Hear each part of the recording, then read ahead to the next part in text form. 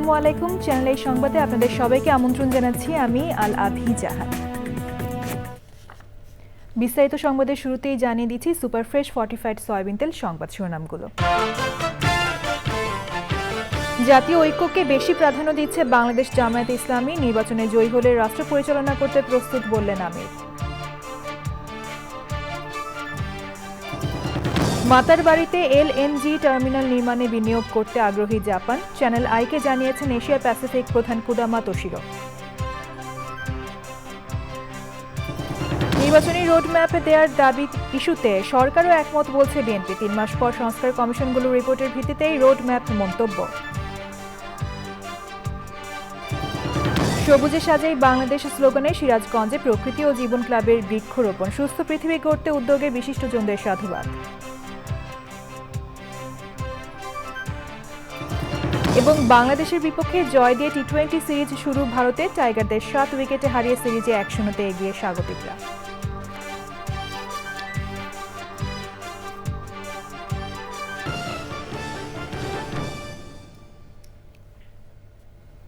সংবাদ শিরোনামগুলো জানাচ্ছিলাম। এখনকার এই সংবাদ আয়োজন একই সঙ্গে চ্যানেল আই এর ইউটিউব চ্যানেলে এবং চ্যানেল আই এর ওটিটি প্ল্যাটফর্ম আইস্ক্রিনে লাইভ স্ট্রিম হচ্ছে। এবার বিস্তারিত সংবাদ।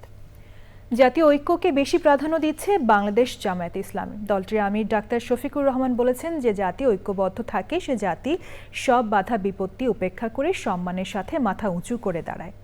জাতীয় স্বার্থে দলমত নির্বিশেষে একটি ঐক্যবদ্ধ জাতি এখন বেশি প্রাধান্যের বিষয়। ডাক্তার শফিকুর রহমান বলেন, আগামী জাতীয় নির্বাচনে জয়ী হলে রাষ্ট্র পরিচালনা করতে প্রস্তুত জামায়াত ইসলামী। তাফিমুল ইসলামের রিপোর্ট।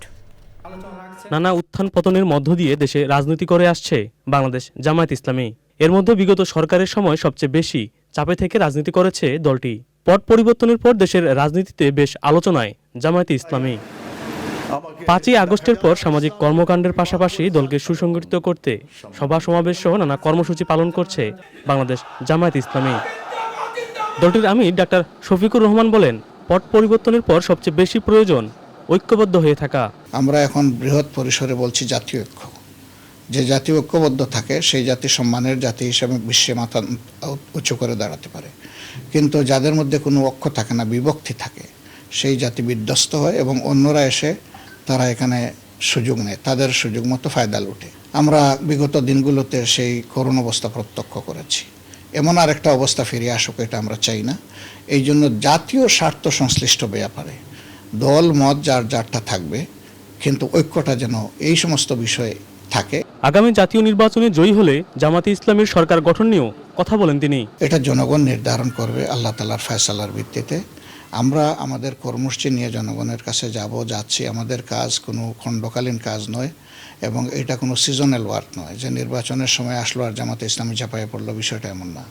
জামায়াতে ইসলামী 365 দিনের প্রতিদিনই জনগণের পাশে থাকার চেষ্টা করে। আমরা যেহেতু নিয়মতান্ত্রিক পন্থায় সরকারের পরিবর্তন চাই, সেই কারণে জনগণ যদি সেরকম বিবেচনা করে আমরা জনগণকে সম্মান দেখাবো ইনশাল্লাহ। ডাক্তার শফিকুর রহমান বলেন, অন্তর্বর্তী সরকার ব্যর্থ হলে আবার এ জাতি অতীতের মতো চোরাবালিতে হারিয়ে যাবে, যা দেখার জন্য প্রস্তুত নয় নতুন বাংলাদেশ। তাফিমুল ইসলাম, চ্যানেল আই, ঢাকা। মেঘনাঘাট বিদ্যুৎ কেন্দ্রের পর মাতারবাড়িতে এলএনজি টার্মিনাল নির্মাণে বিনিয়োগ করতে আগ্রহী জাপান। বাংলাদেশে আরও প্রায় $1 বিলিয়ন বিনিয়োগের পরিকল্পনা করেছে দেশটি। জাপানের জেরা এশিয়া প্রাইভেট লিমিটেডের ভাইস প্রেসিডেন্ট ও এশিয়া প্যাসিফিক প্রধান কুদামা তোশিরো চ্যানেল আইকে এ কথা জানিয়েছেন। নবায়নযোগ্য জ্বালানিতেও বিনিয়োগ করতে আগ্রহী তারা। বিস্তারিত জানাচ্ছেন রফিকুল বাশার। ঢাকার অদূরে নারায়ণগঞ্জের মেঘনাঘাটে 3টি বড় বিদ্যুৎ কেন্দ্র স্থাপিত হয়েছে। এর মধ্যে 2টি উৎপাদনে এসেছে, আরেকটি উৎপাদনের অপেক্ষায়। জাপানের বিনিয়োগে মেঘনাঘাটের এই বিদ্যুৎ কেন্দ্রটির কাজ প্রায় শেষ পর্যায়ে।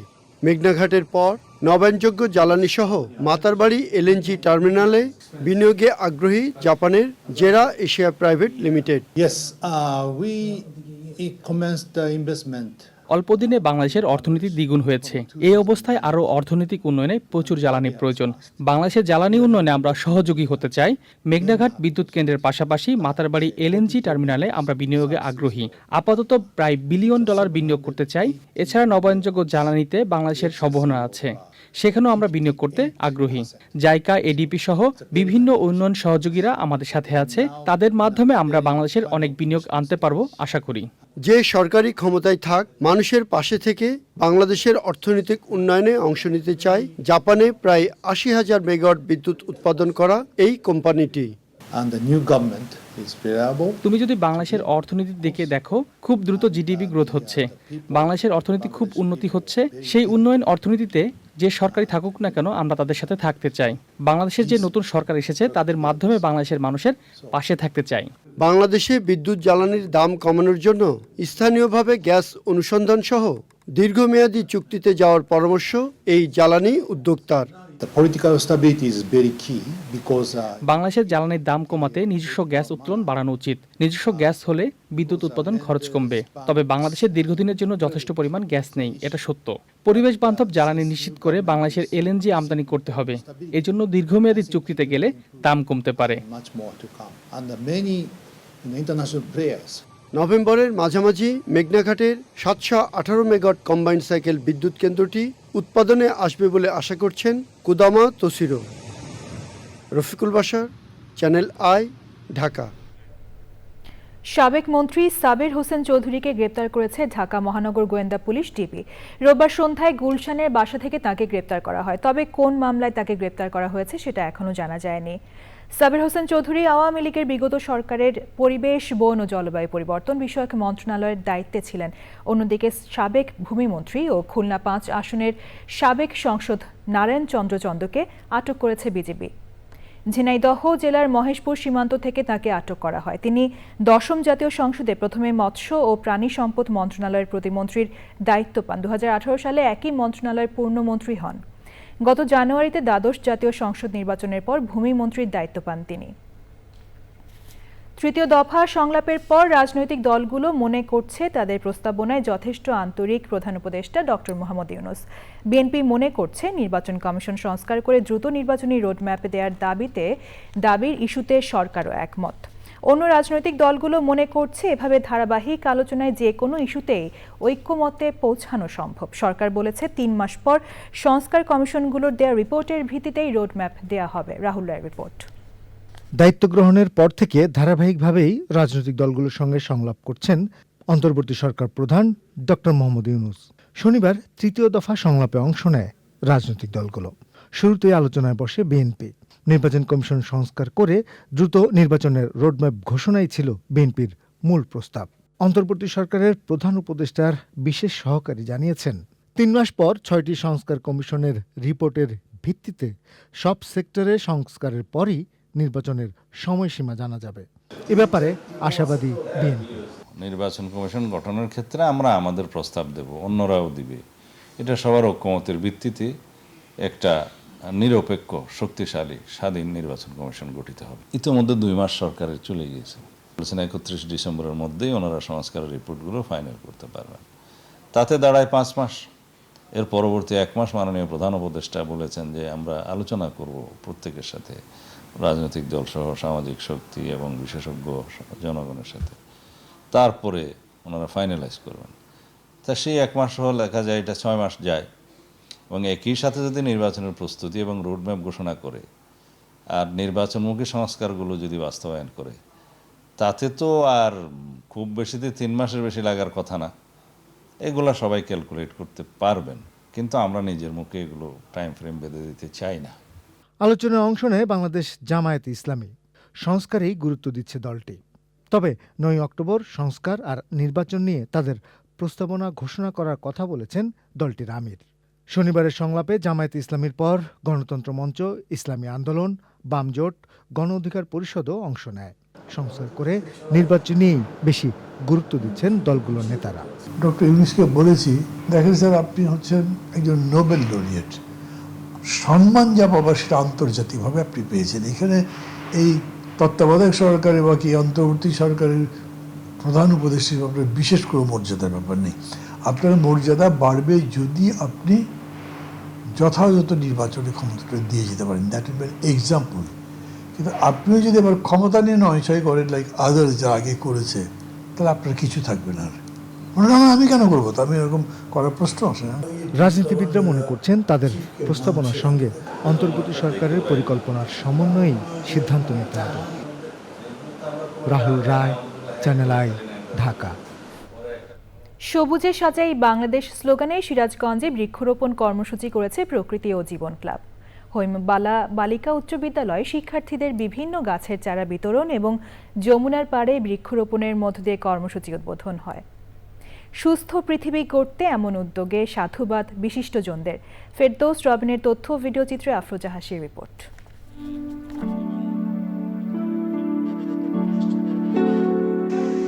পরিবেশের ভারসাম্য রক্ষা এবং দূষণমুক্ত সবুজ পৃথিবী গড়তে সারা দেশে বৃক্ষরোপণ করছে প্রকৃতি ও জীবন ক্লাব। এরই অংশ হিসেবে সিরাজগঞ্জ সদরের বিভিন্ন শিক্ষা প্রতিষ্ঠান ও যমুনার পাড়ে বৃক্ষরোপণ। সবুজে সাজাই বাংলাদেশ এই প্রতিপাদ্যে সিরাজগঞ্জে হৈমবালা উচ্চ বালিকা বিদ্যালয়ে বৃক্ষরোপণ কর্মসূচি পালন করা হয়েছে। এখানে এই বৃক্ষরোপণের মাধ্যমে মূল উদ্দেশ্যই ছিল যে আমাদের যে কার্বন নিঃসরণ তাকে কমানো, উষ্ণতাকে কমানো এবং অক্সিজেনের পরিমাণ বাড়ানো। যমুনা নদীর পাড় ঘেরেও বৃক্ষরোপণ করা হয়েছে এখানে। সুতরাং জলবায়ুর যে প্রভাব তাকে যদি মোকাবেলা করতে হয়, উষ্ণতাকে যদি কমাতে হয়, আমাদের ভালো রাখতে যদি হয়, আমরা যত বেশি গাছ লাগাবো, ফলদ, বনজ, ঔষধি যত লাগাতে পারবো, ততই কিন্তু আমাদের এই বাংলাদেশটা ভালো থাকবে, আমরা ভালো থাকব, আমাদের ভবিষ্যৎ প্রজন্ম ভালো থাকবে।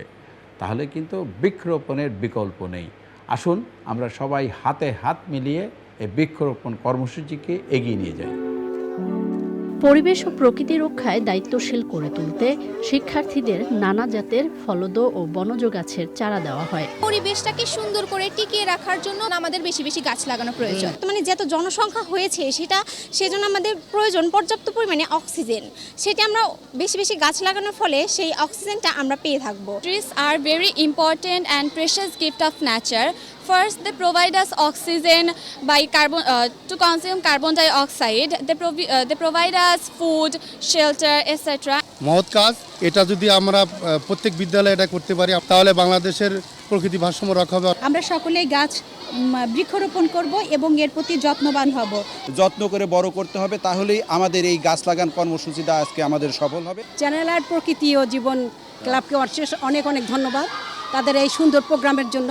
জীববৈচিত্র্য রক্ষার পাশাপাশি আর্থসামাজিক উন্নয়নে প্রকৃতি ও জীবন ক্লাবের এমন কর্মসূচির প্রশংসা করেন বিশিষ্টজনরা। ফলদ, বনজ এবং ঔষধি গাছ এগুলো যদি লাগাতে পারি, একইভাবে যেমন আমাদের অর্থনৈতিকভাবে আমরা সমৃদ্ধশালী হব, আমাদের প্রাকৃতিক ব্যালেন্সটা মেনটেন হবে। এই ক্লাইমেট চেঞ্জ এর প্রতিরোধের জন্য আমি মনে করি যে চ্যানেল আইয়ের যে আয়োজন, যে প্রকৃতি জীবন ক্লাবের এই বৃক্ষরোপণ কর্মসূচির যে সচেতনতা অ্যাওয়ারনেস প্রোগ্রাম, এটি সবাইকে উৎসাহিত করবে। যে হারে বৃক্ষরোপণ হয় সেই হারে হয়তো রক্ষা করা হয় না, এটা নিধন করা হয় কখনো কখনো।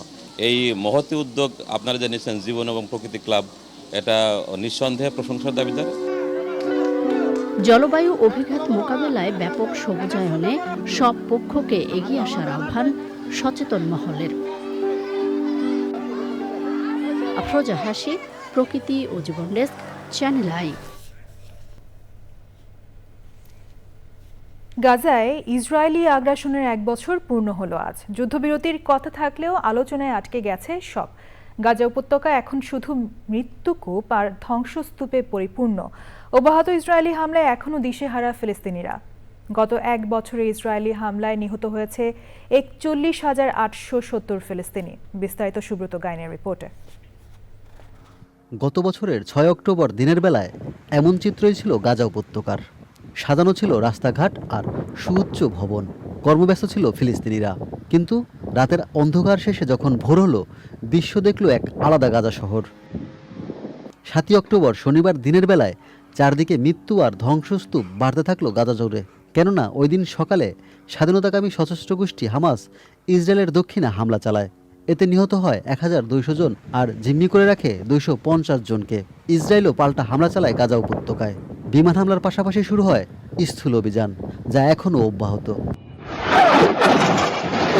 আজ সেই ভয়াবহ 7 অক্টোবর। সেদিনের পর থেকে গাজা আজ পরিণত হয়েছে মৃত্যুকূপ আর ধ্বংসস্তূপে। কয়েক দফা যুদ্ধবিরতির কথা থাকলেও আলোচনায় আটকে গেছে সব। ইসরায়েলি আগ্রাসনে গাজা জুড়ে বেড়েছে ফিলিস্তিনিদের স্বজন হারানোর কষ্ট আর ক্ষুধা। আগ্রাসনের 1 বছর পূর্ণ হওয়ার দিনও ইসরায়েলি হামলায় 9 শিশুসহ প্রাণ হারিয়েছেন 26 ফিলিস্তিনি। এ নিয়ে গত 1 বছরে ইসরায়েলি হামলায় 41,870 ফিলিস্তিনি নিহত ও 97,166 জন আহত হয়েছে, আর বাস্তুচ্যুত হয়েছে কয়েক লাখ মানুষ। অবরুদ্ধ গাজায় ইসরায়েলি আগ্রাসনের বর্ষপূর্তির একদিন আগে প্রতিবাদ জানিয়ে বিক্ষোভ মিছিল করেছে বিশ্বের বিভিন্ন দেশের লাখো মানুষ। একই সঙ্গে গাজা ও লেবাননে যুদ্ধবিরতির আহ্বান জানান ফিলিস্তিনপন্থী বিক্ষোভকারীরা। এদিকে গাজায় ইসরায়েলি হামলাকে কেন্দ্র করে মধ্যপ্রাচ্যের উত্তেজনা বাড়ছেই। ফিলিস্তিনকে সমর্থন দিয়ে এরই মধ্যে ইসরায়েলে হামলা চালিয়েছে ইরান, লেবাননের সশস্ত্র গোষ্ঠী হিজবুল্লাহ ও ইয়েমেনের হুতিরা। জবাবে ইসরায়েল লেবাননে বিমান হামলার পাশাপাশি স্থল অভিযান অব্যাহত রেখেছে। এতে প্রায় 2000 লেবানিজ নিহত ও বাস্তুচ্যুত হয়েছে কয়েক লাখ মানুষ। এত মৃত্যু, হাহাকার আর ধ্বংসস্তূপ কোন দিকে ঠেলে দিচ্ছে মধ্যপ্রাচ্যের রাজনীতি? যুদ্ধ থামবে নাকি মৃত্যুর মিছিল আরও বাড়বে? সে বিষয়ে এখনও আন্দাজ করতে পারছে না বিশ্ববাসী। Subrata Gain, channel I. এবার কৃষি সংবাদ।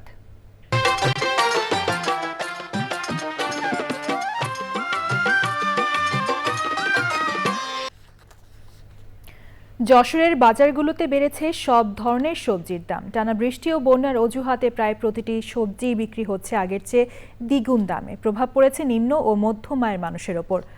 উচ্চ মূল্যস্ফীতির কারণে তাদের সংসার চালাতে হিমশিম খেতে হচ্ছে। যশোর প্রতিনিধি আকরামুজ্জামানের রিপোর্ট। দেশের সবজি উৎপাদনের অন্যতম জেলা যশোর।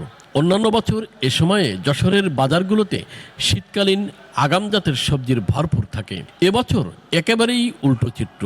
বাজারে সরবরাহ কমে প্রতিটি সবজির দাম এখন আকাশ ছোঁয়া। বর্তমান প্রেক্ষাপটে আসলে বাজারে আসার মতন না।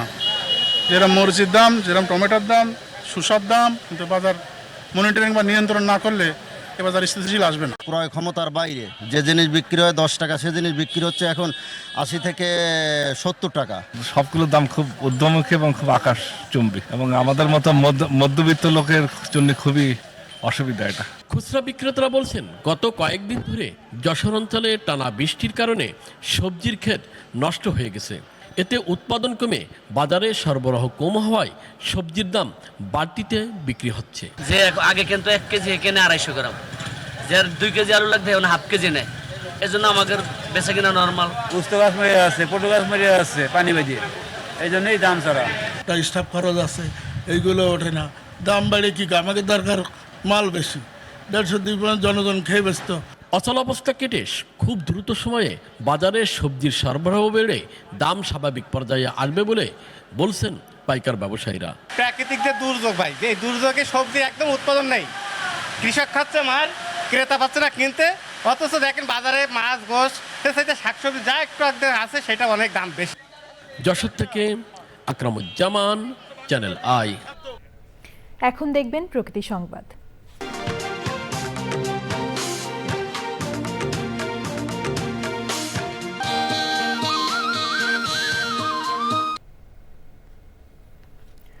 দখল, দূষণ আর অব্যবস্থাপনায় মৃত প্রায় খুলনার ময়ূর নদী। অপরিকল্পিত খননে কোনো সুফলই মিলছে না। বিশ্ব নদী দিবস উপলক্ষে আন্তঃসীমান্ত নদীতে বাংলাদেশের অধিকার প্রতিপাদ্যে মার্চ টু ময়ূর রিভার কর্মসূচিতে নদী রক্ষায় পরিকল্পিত সমন্বিত উদ্যোগ নেওয়ার তাগিদ বিশিষ্টজনদের। ড্যানিয়েল সুজিত বোসের তথ্য ভিডিওচিত্রে আফরোজা হাসির রিপোর্ট। খুলনা মহানগরীর পশ্চিম পাশ দিয়ে বয়ে গেছে ময়ূর নদী। ক্রমাগত দখল আর ময়লা আবর্জনায় চরম অস্তিত্ব সংকটে নদীটি। নগরীর জলাবদ্ধতা নিরসন সহ নদী পুনরুদ্ধারে বিভিন্ন সময় খনন করা হলেও তা কাজে আসছে না। উল্টো বিশাল অঙ্কের টাকা ক্ষতি হচ্ছে বলে অভিযোগ রয়েছে। সঠিক নিয়ম না মেনে খননের কারণে এমন পরিস্থিতির সৃষ্টি অভিযোগ পরিবেশবাদীদের। জলাবদ্ধতার যে নিরসনের বিষয়টি, সেটা আমরা সমাধানের জন্য জনগণকে সচেতন করা এবং যথাযথ কর্তৃপক্ষের সঠিক উদ্যোগের মধ্য দিয়ে এটা সমাধানের আমরা আশা করছি। যে টাকা খরচ হয় সেই হিসাবে যে সুফল পাওয়ার কথা আমরা পাই না। এতে মুষ্টিমেয় কিছু লোক তারা আর্থিকভাবে লাভবান হয়, কিন্তু খুলনার মানুষ জলাবদ্ধতা থেকে কোনো অবস্থায় নিরসন পায় না। আধা ঘন্টার মধ্যে পানি জমে যায়, এই পানি বেরোতে পারে না। মূলত এই সমস্ত নদ ভরাট হয়ে যাওয়ার কারণে, অব্যবহৃত হয়ে যাওয়ার কারণে অনেক সময় এমনকি এই ময়ূর নদ এখন নাব্যতাও পর্যন্ত হারিয়েছে। এখন যেভাবে খনন করা হচ্ছে, খালের থেকেও ছোট করে একটা জাস্ট বড় ড্রেন বলতে পারি এটাকে, সেইভাবে খনন করা হচ্ছে। এই জোয়ার ভাটাও থেমে যাবে যদি আমরা কানেক্টিং যে খালগুলি আছে সেইগুলিকে অবমুক্ত না করতে পারি। এখানে প্রায় 36টির মতো কানেক্টিং খাল আছে, তো সেইগুলি যদি আমরা মুক্ত করে দিতে না পারি, এটার সাথে যদি কানেক্ট করতে না পারি, তাহলে পানির প্রবাহ যেমন আসবে না, আবার সেটা পানিটা নামবেও না। সংযুক্ত খালগুলো পুনরুদ্ধার সহ ময়ূর নদী রক্ষায় বিভিন্ন দাবি জানায় বাংলাদেশ পরিবেশ আন্দোলন। খনন করে এর যে মাটি এবং বর্জ্য তার সঠিক ব্যবস্থাপনা করতে হবে। সাথে সাথে আমরা বলেছি যে সংযুক্ত যে খালসমূহ রয়েছে সেগুলোকে উন্মুক্ত করতে হবে এবং যে দখলদারিত্ব চলছে এই দখলদারিত্ব বন্ধ করতে হবে। ইতিপূর্বে যে অবৈধ দখল হয়েছে সেই উচ্ছেদ করতে হবে সেই অবৈধ দখলগুলো, এবং নতুন করে যাতে আর দূষণ না হয়, এই নদী পাড়ের মানুষ যাতে এই নদীটাকে আর দূষণ না করে সেদিকে নজর দিতে হবে। পরিবেশের ভারসাম্য রক্ষায় নদী দখল দূষণ রোধে পরিকল্পিত প্রকল্প নেওয়ার আহ্বান সবার। আফরোজা হাসি, প্রকৃতি ও জীবন ডেস্ক, চ্যানেল আই। সবশেষে সুপারফ্রেশ ফর্টিফাইড সয়াবিন তেল সংবাদ শিরোনামগুলো জানিয়ে দিচ্ছি আরও একবার। জাতীয় ঐক্যকে বেশি প্রাধান্য দিচ্ছে বাংলাদেশ জামায়াতে ইসলামী, নির্বাচনে জয়ী হলে রাষ্ট্র পরিচালনা করতে প্রস্তুত বললেন আমির। মাতার বাড়িতে এলএনজি টার্মিনাল নির্মাণে বিনিয়োগ করতে আগ্রহী জাপান, চ্যানেল আইকে জানিয়েছে এশিয়া প্যাসিফিক প্রধান ফুদামা তোশিরো। নির্বাচনী রোডম্যাপ দেওয়ার দাবির ইস্যুতে সরকারও একমত বলছে বিএনপি। 3 মাস পর সংস্কার কমিশনগুলোর রিপোর্টের ভিত্তিতেই রোডম্যাপ, মন্তব্য। সবুজে সাজাই বাংলাদেশের স্লোগানে সিরাজগঞ্জে প্রকৃতি ও জীবন ক্লাবের বৃক্ষরোপণ, সুস্থ পৃথিবী গড়তে উদ্যোগে বিশিষ্টজনদের সাধুবাদ। এবং বাংলাদেশের বিপক্ষে জয় দিয়ে টি-20 সিরিজ শুরু ভারতে, টাইগারদের 7 উইকেটে হারিয়ে সিরিজে 1-0 এগিয়ে স্বাগতিকরা।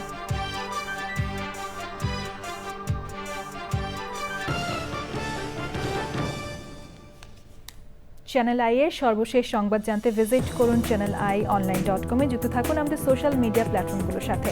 পরবর্তী শীর্ষ খবর দেখার আমন্ত্রণ রইল। ধন্যবাদ সবাইকে।